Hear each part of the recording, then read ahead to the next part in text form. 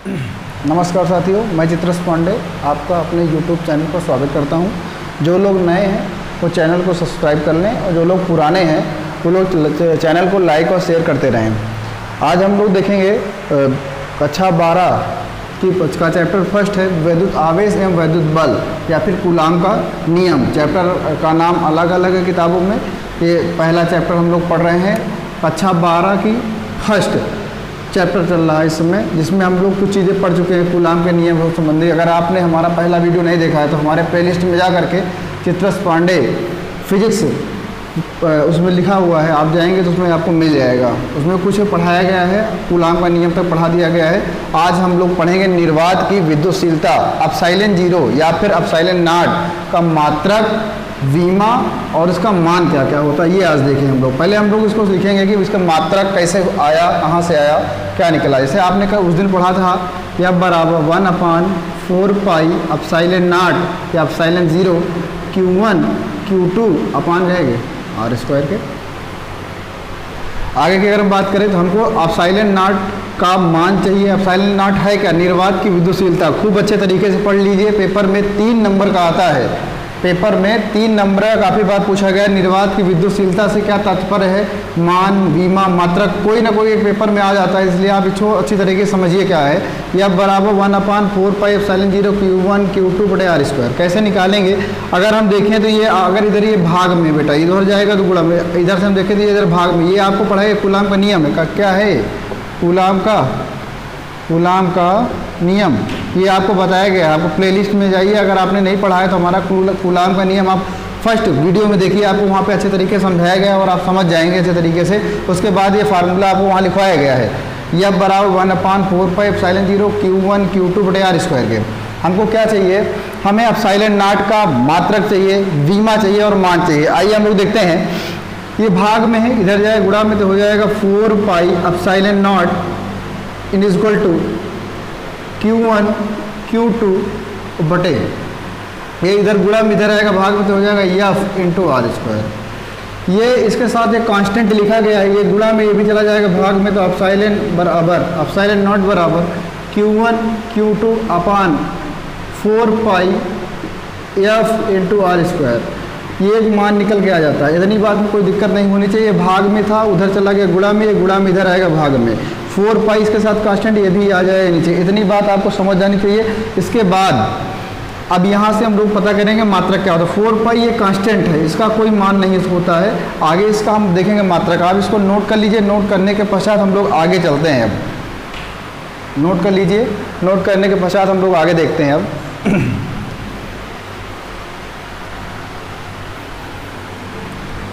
आगे क्या होगा? अगर हम बात करें निर्वात की विद्युतशीलता, एप्सिलॉन नॉट का मात्रक, अगर हम यहाँ बात करें तो Q1 Q का मतलब होता है आवेश का मात्रक, हमने पढ़ा है पहले कूलाम। आवेश का मात्रक क्या होता है? कूलाम गुणे कूलाम। आवेश का मात्रक क्या होता है? कूलाम गुणे कूलाम बटे बल का मात्रक क्या होता है? न्यूटन। बल का मात्रक क्या होता है? न्यूटन इनटू दूरी का मात्रक मीटर और इसका होल स्क्वायर है, तो स्क्वायर कर लेते हैं हम लोग।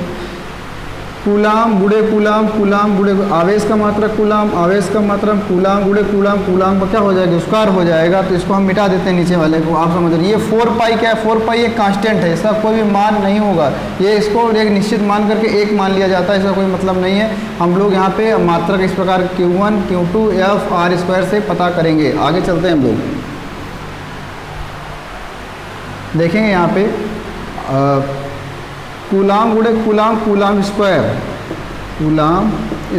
बटे newton into metre square, newton metre square. तो ये इसका मान हो जाता है। या फिर इसका मात्रक क्या है? अगर हम पूछे, आपसे कोई पूछ ले कि निर्वात की विद्युतशीलता का मात्रक क्या होता है, तो कूलाम स्क्वायर, इसको इस प्रकार भी लिखते हैं कूलाम स्क्वायर प्रति newton metre square, coulomb square प्रति न्यूटन मीटर स्क्वायर। इसको तैयार कर लीजिए। पेपर में बेटा 3 नंबर का आता है कि कभी कभी आएगा निर्वात की विद्युतशीलता से क्या तात्पर्य, इसका मात्रक या फिर वीमा या फिर मान, कोई एक पूछेगा आपसे निकालने के लिए। मान में तो डायरेक्टली कभी कभी दे देता है, नहीं कोई 2 पूछेगा आपसे, 3 नंबर से कम नहीं आता है। इसको तैयार कर लीजिए। निर्वात की विद्युतशीलता क्या है? एप्सिलॉन नॉट कैसे निकालते हैं आपने सीखा। कूलाम गुणे आवेश का मात्रक कूलाम, आवेश का मात्रक कूलाम गुणे कूलाम, कूलाम स्क्वायर, बल का मात्रक न्यूटन, दूरी का मात्रक मीटर, मीटर का स्क्वायर था स्क्वायर, फिर देखिए कूलाम स्क्वायर प्रति न्यूटन मीटर स्क्वायर। कभी कभी इस प्रकार लिखते हैं शॉर्ट फॉर्म में कूलाम का स्क्वायर प्रति न्यूटन मीटर स्क्वायर। आशा करते हैं आप समझ गए होंगे। इसको आप अपने कॉपी में नोट कर लीजिएगा। निर्वात की विद्युतशीलता एप्सिलॉन नॉट का मान निकालना देखेंगे आगे। वीमा ये है आपकी मात्रक, नोट कर लीजिए। आगे चलते हैं हम लोग।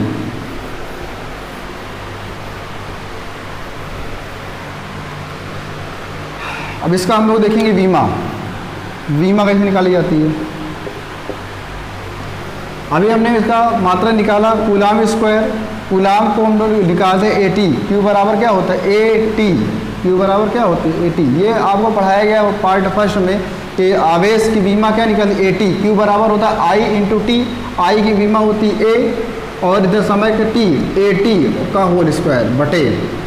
बल का मात्रक होता है न्यूटन। बल की बीमा आपको याद कर लेना है बेटा। पूरे बुक में आपको बल और द्रव्यमान या फिर 3-4 चीज़ें हैं। बल हो गया, भार हो गया, द्रव्यमान हो गया, ये सब चीज़ों को आपको रटा होना चाहिए कि काहे दिखाते हैं, इनकी बीमा क्या होती है। ठीक है। जैसे बल का बीमा हमेशा याद करिए यम यल टी की पावर -2, यम यल टी की पावर -2। बल और कार्य, बल और कार्य, इनकी बीमा आपको हमेशा पूरी तरीके से याद कर लो बेटा। बल की बीमा होती है यम यल टी की पावर -2। अगर कार्य की बीमा अगर आपसे कोई पूछ ले, ये बीमा है, ये भी इसकी बीमा होगी किसकी यम यल स्क्वायर टी की पावर -2। ये दोनों आपको याद होने चाहिए। यम यल स्क्वायर टी की पावर -2, यम यल टी की पावर -2। ये पेपर में आपको कन्फ्यूजन के तौर पे रहते हैं, बहुत बार आपको मिलेंगे। अभी अगर अब आप फिजिक्स पढ़ेंगे तो वहाँ पे बल और कार्य में बहुत बच्चा कंफ्यूज होता है। आप इसको यम यल टी की पावर -2, यम यल स्क्वायर टी की -2 इनको याद कर लीजिए। बल और कार्य की बीमा आप इनको रट डालिए एकदम से अच्छे तरीके से। आगे हम लोग देखते हैं यहाँ पे क्या लिखा था। इसके बाद दूरी लिखा था, दूरी का L, दूरी का मतलब मीटर स्क्वायर होता ना, तो यल का होल स्क्वायर। आगे क्या इसको जब खोलेंगे तो हो जाएगा A की पावर 2 टी की पावर 2 अपान यम यल टी की पावर -2 गुणे L का पावर 2। आप देखेंगे कि यहाँ पे एक घात छिपी हुई है। आधार सेम होता है तो गुणा में खाते जुड़ जाती हैं। अब पहले ही बताया गया है कि अगर आधार सेम होता है तो गुणा में खाते जुड़ जाती हैं। जब इनको हम करेंगे आराम से तो ये क्या होगा A टी की पावर 2 अपान यम पड़ा रहेगा और यल की पावर कितना हो जाएगा 3 हो जाएगा, टी की पावर -2 हो जाएगा। गुणा में यहाँ पे 1 2 1 हो जाएगा 3, ये पूरा पड़ा रहेगा उसी प्रकार से लिखा है। अब इसको हम लोग ऊपर लेके चलेंगे, यहाँ हो जाएगा यम। जब यहाँ एक घात छिपी होती है, जब ऊपर जाएगा तो यहाँ नीचे प्लस का है, ऊपर जाएगा तो माइनस का हो जाएगा। यल ऊपर नहीं है, ऊपर जाएगा तो यल की पावर -3 हो जाएगा। ऊपर A की पावर 2 पड़ा है, A की पावर 2 पड़ा रहेगा। ये माइनस का ऊपर जाएगा तो हो जाएगा प्लस। आधार सेम है तो 2 2 कितना हो जाएगा 4, टी की पावर हो जाएगा 4। ये आपको निकालना दिखाया गया है। एक बार हम आपको पुनः समझाएंगे कि आवेश का मात्रक होता है कूलाम या AT, इसकी बीमा होती है। बल के आपको बीमा लिखाई गई ये, और ये दूरी का दूरी लिखा गया है, दूरी को दिखाते हैं यल से। दूरी की बीमा होती है यल, तो यल का होल स्क्वायर। जब इसको खोलेंगे तो यल स्क्वायर हो जाए। आधार सेम होता है तो गुणा में खाते जुड़ जाती हैं। यहाँ 1 यहाँ 2 यहाँ हो जाएगा 3। जब ये 3 लिख करके इसको जब पलटेंगे तो यहाँ एक घात छिपी हुई है तो -1 हो जाएगा। यहाँ पे लिखें चाहे ना लिखें बेटा, एक घात छिपी होती है हमेशा। ये ऊपर जाएगा तो माइनस का हो जाएगा, ये 3 है ऊपर माइनस का हो जाएगा, ये अपने स्थान में पड़ा रहेगा। और ये जब जाएगा तो ऊपर गुणा में घात, ये माइनस का ऊपर जाएगा प्लस का होगा। तो आधार दोनों का सेम है, टी रहेगा तो ऊपर जुड़ जाएगा, 2 2 कितना हो जाएगा 4 हो जाएगा। तो ये इसकी बीमा हो जाती है किसकी, और निर्वात की विद्युतशीलता की बीमा निकाली गई। एम की पावर -1, टी की एल की पावर -3, ए की पावर 2 और टी की पावर 4। इसको आपको लर्न कर लेना है, एकदम आपके जहन दिमाग में फिट होना चाहिए कि ये क्या लिखाया गया और कैसे याद करना है इसको। आगे चलते हैं हम लोग इसका मान देखते हैं। इसका मान क्या होता है, इसका मान हम लर्न कर लेते हैं और इसका निकालने के लिए पेपर में कभी नहीं आता है कि इसका मान आप निकालिए। इसको आपको हमेशा याद कर लेना है। बहुत बार आपको जब आप न्यूमेरिकल्स लगाएंगे इस चैप्टर के तो आपको वहाँ पे बहुत मिलेगा। ये आपको रटा होना चाहिए कि निर्वात की विद्युतशीलता, निर्वात की विद्युतशीलता एप्सिलॉन 0 का मान होता है 8.85 × 10⁻⁻12 न्यूटन ओ कूलाम स्क्वायर प्रति न्यूटन मीटर स्क्वायर। ये रटा होना चाहिए आपको अच्छे तरीके से, इसको रट लेना। कोई भी पूछे आपसे पेपर में या फिर कहीं पर भी कि भैया बताइए निर्वात की, आपको पहले भी हमने बताया है इस चैप्टर में 2 पार्ट हैं। एक है विद्युत, इस पूरी बुक की बात करते हैं, इस बुक में 2 पार्ट हैं। पहले पार्ट में हम लोग पढ़ेंगे विद्युत, तो ये क्या है विद्युत, उसमें पढ़ेंगे, आगे पढ़ेंगे तो वहीं पर ये फिर मिलेगा, तो वहाँ हम लोग कहेंगे इसको चुंबक, उसका फार्मूला अलग होता है, इसका फार्मूला अलग होता है, वहाँ पे अलग तरीके से दिखाया जाता है, यहाँ पे अलग तरीके से दिखाएगा। वहाँ हम आपको समझाएंगे कि निर्वात की चुंबकशीलता क्या होती है और निर्वात की विद्युतशीलता क्या होती है, दोनों में डिफरेंस पढ़ाया जाएगा। मगर अभी हम लोग पढ़ रहे हैं विद्युत, तो विद्युत में पढ़ेंगे निर्वात की विद्युतशीलता, वहाँ पर जब चुंबक में जाएंगे तो वहाँ पढ़ेंगे निर्वात की चुंबकशीलता, दोनों में डिफरेंस है बेटा। इसलिए पूरी बुक में खाली 2 ही पार्ट पढ़ना है, विद्युत और चुंबक, और कुछ नहीं पढ़ना है। आप समझ लीजिए निर्वात की ये है विद्युतशीलता, आप याद रखेंगे निर्वात की क्या है विद्युतशील। अब साइलेंट नॉट मात्रा निकलवा दिया गया, वीमा आपको दिखाया गया, आपको ये रट लेना है। अब साइलेंट इसका मान हमेशा पेपर में जब भी कभी भी आएगा ये ऐसे लिख करके आएगा, उसमें कहीं 3 लिखा होगा, कहीं 11 लिखा होगा, कहीं 15 लिखा होगा, आपको देख के पहचानना होगा, कहीं 8 7 लिखा वो 7 लिखा होगा, इस तरीके से आपको पहचाना। इसको आपको रट लेना है एकदम अच्छे तरीके से। 8.85 × 10⁻⁻12 कूलाम स्क्वायर पर न्यूटन मीटर स्क्वायर, ये आपको आशा करते हैं समझ में आ गया होगा। हम अगले टॉपिक की ओर बढ़ते हैं, आप इसको नोट कर लेंगे अच्छे तरीके से और आगे चलते हैं हम लोग।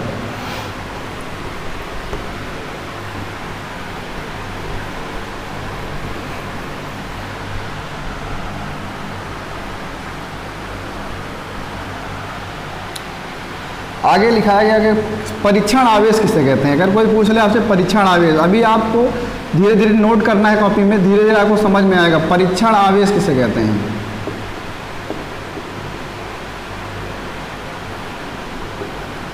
परीक्षण आवेश किसे कहते हैं, एक ऐसा अत्यंत सूक्ष्म व धन आवेश, एक ऐसा अत्यंत सूक्ष्म व धन आवेश, एक ऐसा अत्यंत सूक्ष्म व धन आवेश जो किसी दूसरे आवेश को, जो किसी दूसरे आवेश को प्रवाहित ना होने दे, प्रवाहित ना करे या फिर प्रवाहित ना होने दे, प्रवाहित ना करे, धन परीक्षण आवेश कहलाता है, या फिर परीक्षण आवेश कहलाता है, या फिर लिखते हैं धन परीक्षण आवेश कहलाता है, धन परीक्षण आवेश कहलाता है, आवेश कहलाता है। इसे +Q0 से प्रदर्शित करते हैं।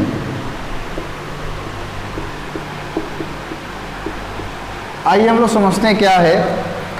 पेपर में कभी कभी धन परीक्षण आवेश पूछा जाता है कि आप धन परीक्षण आवेश से क्या समझते हैं या परीक्षण आवेश क्या है। तो एक ऐसा अत्यंत सूक्ष्म धन आवेश, एक ऐसा अत्यंत सूक्ष्म व धन आवेश जो किसी दूसरे आवेश को प्रवाहित ना करे या प्रवाहित ना होने दे, उसे हम लोग कहते हैं धन परीक्षण आवेश या फिर परीक्षण आवेश कहलाता है, या फिर क्या कहते हैं परीक्षण आवेश कहलाता है। इसे हम लोग आगे दिखाते हैं +Q0 से प्रदर्शित करते हैं। थोड़ा राइटिंग में इधर उधर हो सकता है, इसलिए आप अपने अच्छे तरीके से राइटिंग बना करके कॉपी में नोट करें। हमारे द्वारा बोले गए वर्ड्स को सुनिए और उस प्रकार से अपने कॉपी में नोट करिए। हो सकता है कहीं कुछ थोड़ा बहुत मान लीजिए पढ़ा रहे हैं, कहीं को थोड़ा बहुत इधर लिखने में गलत हो सकता है, तो आप सुन करके अपनी कॉपी में अच्छे तरीके से लिखेंगे। ठीक है, मानते हैं कि आपकी हिंदी में राइटिंग और लिखने का तरीका बहुत अच्छा होगा, तो माना कि हमारा थोड़ा बहुत गड़बड़ है। ठीक है, परीक्षण आवेश किसे कहते हैं, एक ऐसा अत्यंत सूक्ष्म व धन आवेश जो किसी दूसरे आवेश को प्रवाहित ना करे, धन परीक्षण आवेश या परीक्षण आवेश कहलाता है। इसे +Q0 से प्रदर्शित करते हैं। कहीं कुछ भी लिखा हो बेटा, आपको कहीं कुछ नहीं पढ़ना, हर एक बुक में अलग अलग लैंग्वेज लिखी होती है, आपको इसी लैंग्वेज को पढ़ना है, इसी को समझना, इसी को सुनाना है लोगों को। ठीक है, हर एक बुक से परफेक्ट वो है। कोई भी गलत का वो कहता है कि भैया ये गलत है, तो आप हमारा नंबर है, आप उसको दीजिए या फिर उसको हमारा वीडियो दिखाइए। ठीक है, अगर नहीं समझते तो आप हमको बताइएगा। ठीक है, हर एक बुक में परफेक्टुअल लैंग्वेज है ये। ठीक है, आप इसको समझिए अच्छी तरीके, कॉपी में नोट करिए और सभी लोगों को सुनाइए अच्छे तरीके से। आगे चलते हैं।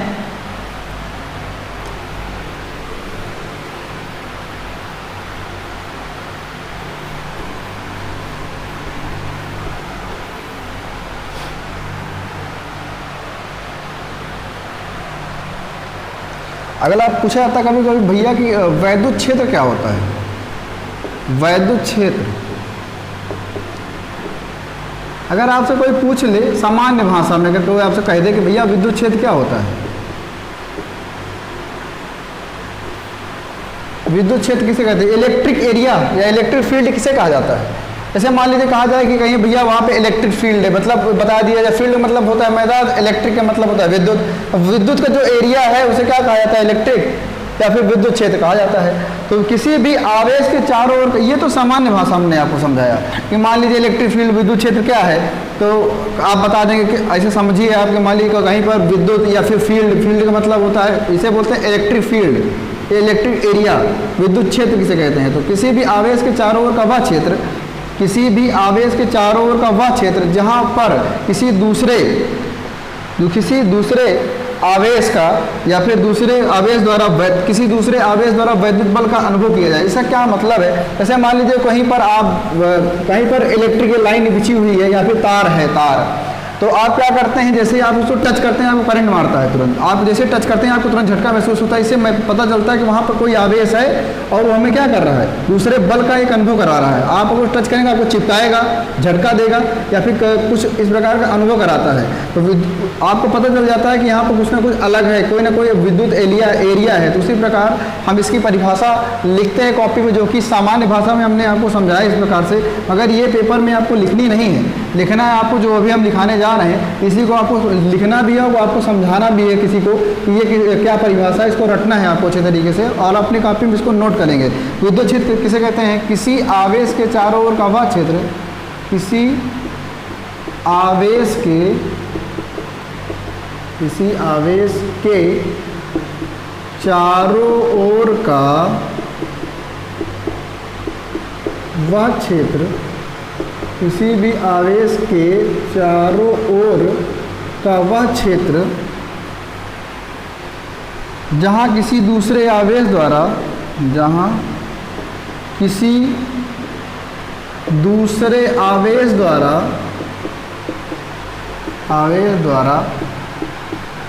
वैद्युत बल का अनुभव किया जाता है,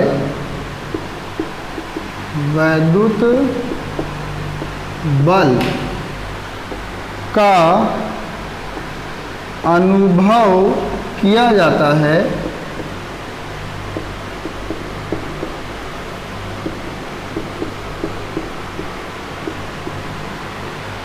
विद्युत क्षेत्र कहलाता है। विद्युत क्षेत्र कहलाता है, विद्युत क्षेत्र कहलाता है किसी भी आवेश के चारों ओर का वह क्षेत्र जहाँ किसी दूसरे आवेश द्वारा वैद्युत बल का अनुभव किया जाता है, विद्युत क्षेत्र कहलाता है। ये परिभाषा कभी कभी पेपर में आती है कि विद्युत क्षेत्र से आप समझते हैं इलेक्ट्रिक फील्ड है, इलेक्ट्रिक एरिया से क्या तात्पर्य है, तो किसी भी आवेश के चारों ओर का वह क्षेत्र जहाँ पर किसी दूसरे आवेश द्वारा वैद्युत बल का अनुभव किया जाता है, वैद्युत क्षेत्र कहते हैं। आप इसे नोट कर लीजिए, आगे हम लोग चलते हैं।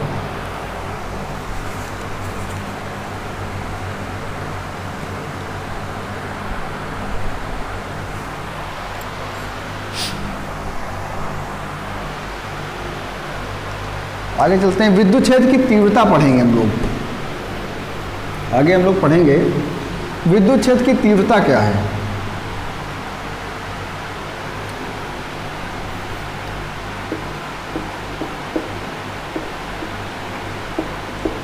तीव्रता क्या है, इसे हम लोग ई द्वारा दिखाते हैं।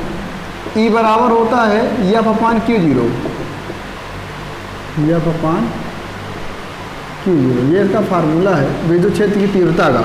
ई बराबर होता है एफ अपान Q0, ई बराबर एफ अपान Q0।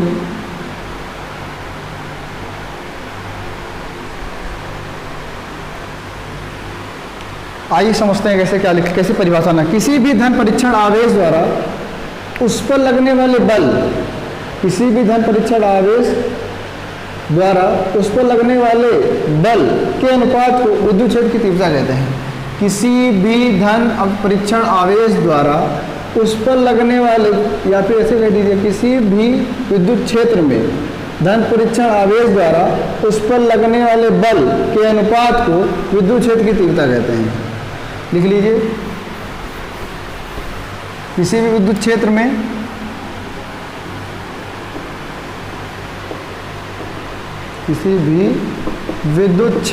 पढ़ के आ रहे हैं विद्युत, क्या पढ़ रहे हैं इस समय भैया हम? विद्युत, ये याद रखना है।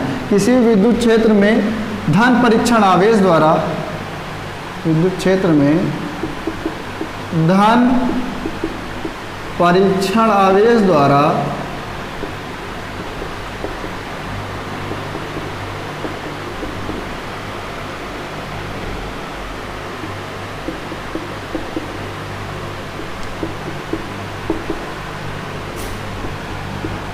बल के अनुपात को, किसी भी विद्युत क्षेत्र में धन परीक्षण आवेश द्वारा लगने वाले बल के अनुपात को विद्युत क्षेत्र की तीव्रता कहते हैं। विद्युत क्षेत्र की तीव्रता कहते हैं, तीव्रता कहते हैं। इसे ई द्वारा दिखाते हैं, इसे ई द्वारा प्रदर्शित करते हैं, दिखाते हैं। सुन के लिखने का प्रयास करें क्योंकि राइटिंग उतनी अच्छी नहीं है हमारी। किसी भी विद्युत क्षेत्र में धन परीक्षण आवेश द्वारा लगने वाले बल के अनुपात को, ये धन परीक्षण आवेश Q0 है, ये है बल के अनुपात को विद्युत क्षेत्र क्या कहते हैं? तीव्रता। किसी भी विद्युत क्षेत्र में धन परीक्षण आवेश व उस पर लगने वाले बल के अनुपात को विद्युत क्षेत्र क्या कहते हैं? तीव्रता कहा जाता है। इसे E बराबर क्या होता है? F अपान Q0 का इसका फार्मूला होता है। अगर सूत्र की हम बात करें, सूत्र की, तो E बराबर F अपान Q0। E बराबर क्या होता है? F अपान Q0। ये एक सदिश राशि है और आपको पता होना चाहिए सदिश राशि के ऊपर हम लोग क्या करते हैं? वेक्टर लगवा देते हैं। ये एक कैसी राशि है? राशि की अगर हम बात करें तो ये कैसी राशि है? सदिश राशि है। ये कभी कभी पेपर में ये भी आएगा कि कैसी राशि है, तो ये एक सदिश राशि है। सदिश का मतलब होता है ऊपर अगर हम तीर का निशान लगा देते हैं तो वो ये बताता है कि ये एक सदिश राशि है। ठीक है, आशा करते हैं आपको समझ में आ गया होगा। ये इंपॉर्टेंट पेपर में कम से कम दो चार बार आप उठा के देखेंगे, कम से कम 10 बार आपको मिल जाएगा कि आया है पेपर में। ठीक है, अभी करंट में भी ज़्यादातर पूछा गया है, इसलिए इसको आपको तैयार करना है। विद्युत क्षेत्र की तीव्रता किसे कहते हैं? किसी भी विद्युत क्षेत्र में धन परीक्षण आवेश द्वारा उस पर लगने वाले बल के अनुपात को विद्युत क्षेत्र की तीव्रता कहते हैं। इसका मात्रक, इसे हम ई द्वारा दिखाते हैं। इसे काय द्वारा दिखाते हैं? ई द्वारा दिखाते हैं। इसका मात्रक होता है, या फिर मात्रक को विमा से तुरंत निकाल के दिखाते हैं हम आपको। ये इसका फार्मूला है। ई बराबर क्या होता है? F अपान Q0। ये एक कैसी राशि है? ये एक सदिश राशि है। आगे चलते हैं हम लोग इसके मात्रक और विमा की ओर।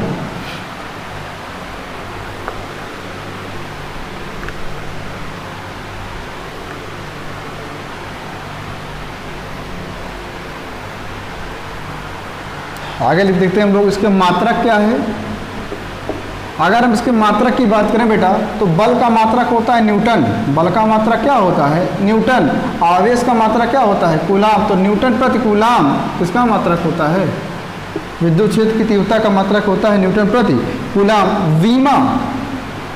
विमा कैसे निकाली जाएगी? ये इंपॉर्टेंट बात है। पेपर में ये भी पूछ सकता है कि विद्युत क्षेत्र की तीव्रता का विमा आप ज्ञात करिए। तो विमा ज्ञात करने का तरीका देखिए आप कैसे होता है। बल की विमा का आपको रटाई गई है, थोड़ी देर पहले हमने लिखा है आपको कि आप इसको रट डालेंगे। आप उसको हर हालत में रटेंगे। बल और कार्य की विमा रखना है आपको। यम यल टी की पावर -2, यम यल टी की पावर -2 अपान ये ए और टी, ए और टी, ये ऊपर पलट के जाएगा। तो यम यल तो पड़ा रहेगा अपने स्थान पर, और ए ऊपर, यहाँ पे ए एक छिपा रहता है। जब ये एक छिपा रहता है, लिखा नहीं जाता है, एक छिपा रहता है। जब ऊपर जाता है तो ये हो जाएगा काहे माइनस का। और यहाँ पर देखेंगे तो टी है और टी पर एक छिपा हुआ है, ये ऊपर जाएगा तो माइनस का 1 हो जाएगा। अगर आधार सेम है तो गुणा में घाते जुड़ जाएंगे, तो -2 -1 हो जाएगा, -3, ये इसकी हो जाती है विमा। बहुत आसान तरीके से हमने आपको दिखाया इसकी बीमा क्या होती है। आप इसको 2-3 बार करेंगे तो आपको अच्छे तरीके से समझ में आएगा, क्योंकि आपने ना कभी देखा है, ना ही सुना है, ना ही पढ़ा है, इसलिए आपको दिक्कत हो सकती है। हालांकि 2-4 बार अगर आप इसको प्रैक्टिस करेंगे तो आपको ये पूरे अच्छे तरीके से तैयार हो जाएगा। कोई बहुत बड़ा चीज़ नहीं है बेटा कि इसमें बहुत बड़ा कोई इशू होता है, ठीक है, बहुत आसान है। खाली थोड़ा सा आप इसमें अगर ध्यान लगाएंगे तो आपको सब रट जाएगा। ये आगे चलते हैं, हम लोग मिटाते हैं इसको। देखिए आगे चलते हैं।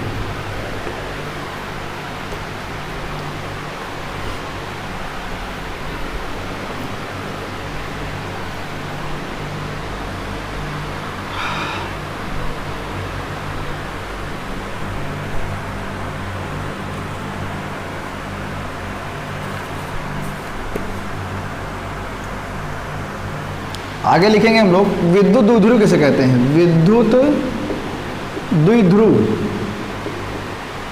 ये इंपॉर्टेंट है, मोस्ट इंपॉर्टेंट है, समझ लीजिए। विद्युत द्विध्रुव किसे कहते हैं। विद्युत द्विध्रुव का मतलब होता है कि दो, देखते हैं हम लोग आगे। ऐसे कभी कभी होता क्या है कि इस चैप्टर में 3 डेरिवेशन है, इस चैप्टर में 3 डेरिवेशन है, उनको आपको तैयार करना है। सेकंड वाला चैप्टर स्टार्ट होगा, उसमें 3 या 4 डेरिवेशन, उनको आपको तैयार करना है। इसके बाद आप अगले चैप्टर चलेंगे तो ये लगभग 3 या 4 चैप्टर तक आपको डेरिवेशन पढ़ने होंगे। उसके बाद आपको डेरिवेशन नहीं पढ़ना है, फिर आपको थ्योरम पढ़ना रहेगा।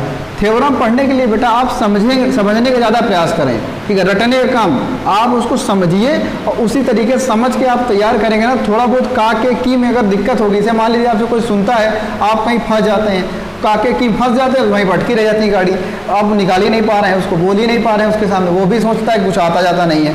तो आप इसके लिए क्या करेंगे बेटा, जब आप पढ़ेंगे तो चीज़ों को समझेंगे ज़्यादा, जब समझेंगे तो ज़्यादा से ज़्यादा आपके दिमाग में फीड होगा और ये फिर बातें हमेशा के लिए चिरस्थायी हो जाएंगी, आपके लिए रट जाएंगी। पहली बार में नहीं रट जाएगा आपको, आप 2, 3, 4 बार अगर प्रैक्टिस करेंगे ना तो ये सारी चीज़ें आपको आसान हो जाएंगी। बहुत ज़्यादा टाइट कुछ भी नहीं है बेटा। अगर हम आपसे बात करें, फिजिक्स बहुत आसान है, जिनके समझ में आ जाती है ना बहुत आसान है, बस कहते आप इसको थोड़ा सा अपने दिल में लगाइए, ठीक है। तो एक्चुअली समस्या कि टीचरों के ऊपर निर्भर करती है, वो उसको बहुत ज़्यादा बढ़ा चढ़ा के बता देते हैं। और होता क्या है ना, इसको आप अब देखते होंगे कि बुक में जो लिखा हुआ है उसमें कुछ चेंज नहीं करते हैं, वो जैसे लिखा है हूबहू वही छपवा देते हैं। तो एक्चुअली उनको भी समझ में थोड़ा सा कम आया। अच्छा मान लीजिए वो पढ़ाते पढ़ाते समझ गए होंगे तो आपके लिए प्रॉब्लम खड़ी हो जाती है। तो इसलिए आप ऐसा करिए कि आप हमारे वीडियो के माध्यम से आप समझिए और एक बार नहीं समझ में दोबारा आप वीडियो देखिए, दोबारा नहीं समझ में तिबारा देखिए। और आप अभी तो ऐसे पढ़ेंगे, जब हमारा चैप्टर हम बताएंगे आपको कि आज से मेरा चैप्टर खत्म हो जाता है, तो आप क्या करेंगे, सप्ताह में एक बार पूरा चैप्टर को रिवाइज कर लेंगे। पहली बार तो आप कॉपी में नोट करिए, आपको जो टॉपिक समझ में, जैसे मान लीजिए ये तो अभी आपने लिख लिया है, जो डेरिवेशन आपको समझ में ना आए तो डेरिवेशन आप हमारे वीडियो के माध्यम से दोबारा तिबारा देख करके समझ लेंगे, बैक करके देख लीजिएगा, कोई दिक्कत वाली बात नहीं है। जहाँ भी समझ में आए, मान लीजिए स्कूल में होता क्या कि टीचर पढ़ा के चले जाते हैं, आपके लिए दिक्कत हो जाती है, तो आप हमारे वीडियो के माध्यम से बराबर कॉपी में भी नोट करेंगे और प्रैक्टिस खूब करेंगे। 2-4 बार प्रैक्टिस करेंगे ना बेटा तो सारी चीज़ें अच्छे तरीके से तैयार हो जाएंगी। एक बार अगर आपको चीज़ समझ में आ जाती है ना तो फिर आप मान के चलिए कि आप लगभग 30-40% बच्चों से अलग हो जाएंगे।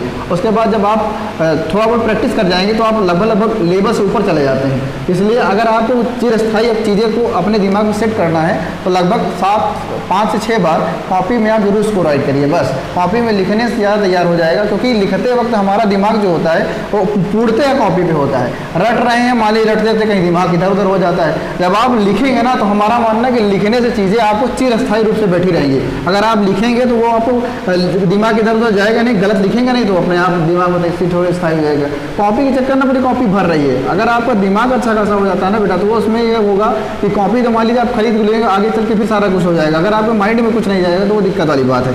आगे आइए हम लोग देखते हैं विद्युत द्विध्रुव क्या है। इंपॉर्टेंट फैक्ट है, अच्छे तरीके से समझते हैं। विद्युत द्विध्रुव का मतलब होता है 2 समान एवं विपरीत प्रकृति के आवेश।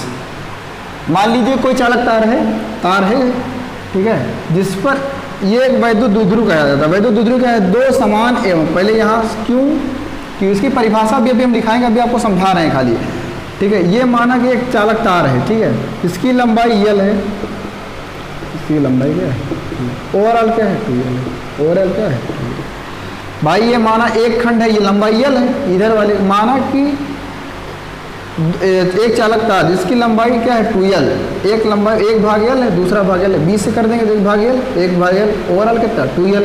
ये दो समान आवेश, दो समान एवं विपरीत प्रकृति के आवेश। विपरीत प्रकृति का क्या मतलब, ये प्लस ये माइनस, दो समान आवेश, क्यों दोनों तरफ है, विपरीत प्रकृति के आवेश, यहाँ प्लस यहाँ माइनस, ये होता दो समान एवं विपरीत प्रकृति के आवेश। परस्पर, यहाँ पे अगर हम परिभाषा लिखने की बात करें, दो समान एवं विपरीत प्रकृति के आवेश, विपरीत प्रकृति के आवेश, विपरीत प्रकृति के आवेश। ये दूरी है, ये क्या है, लंबाई कहें या फिर दूरी कहें। अगर आपसे कहते हैं आप कितनी लंबे हैं, या फिर आपके पैर से लेकर सिर तक की दूरी पर बात करें, या फिर लंबाई की बात करें, बात एक ही है। तो दो समान एवं विपरीत प्रकृति के आवेश परस्पर अल्प दूरी पर रखने पर, परस्पर अल्प दूरी पर, अल्प दूरी पर रखने पर, या अल्प दूरी पर रखने पर जिस निकाय की रचना करते हैं, जिस निकाय का मतलब जो संरचना बनती है, जिस निकाय की रचना करते हैं, जिस निकाय की रचना करते हैं, जिस निकाय की रचना करते हैं, वैद्युत द्विध्रुव कहलाता है, वैद्युत द्विध्रुव कहलाता है, वैद्युत द्विध्रुव कहलाता है।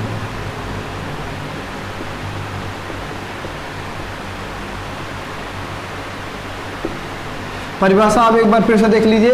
दो समान, समझने का ज़्यादा कोशिश करें बेटा, समझ लेंगे तो आप खुद से लिख लेंगे, समझ लेंगे, अगर समझ जाएंगे तो आप जब पढ़ेंगे ना तो आपको याद आएगा। दो समान आवेश एवं विपरीत प्रकृति के आवेश परस्पर अल्प दूरी पर रखने पर, परस्पर अल्प दूरी पर रखने पर जिस निकाय की रचना करते हैं, जिस निकाय की रचना करते हैं, इसे हम क्या कहते हैं, वैद्युत द्विध्रुव कहा जाता है। इसे क्या कहते हैं, वैद्युत द्विध्रुव कहा जाता है। लिखेंगे जैसे, जैसे में कभी कभी पूछ लेता है जैसे क्या है, जैसे हम लिखेंगे हम लोग HCl का एक अणु, HCl का एक अणु, इसको आपको रटना है बेटा, एक अणु HCl का क्या है, एक अणु, H2O का ध्रुवीय अणु, H2O का ध्रुवीय अणु, ध्रुवीय अणु, ये आपको रटना है, ध्रुवीय अणु, ये आपको रट लेना है एग्जाम्पल के तौर पे। कभी आता नहीं मगर कभी पेपर मान लीजिए टिक करने के लिए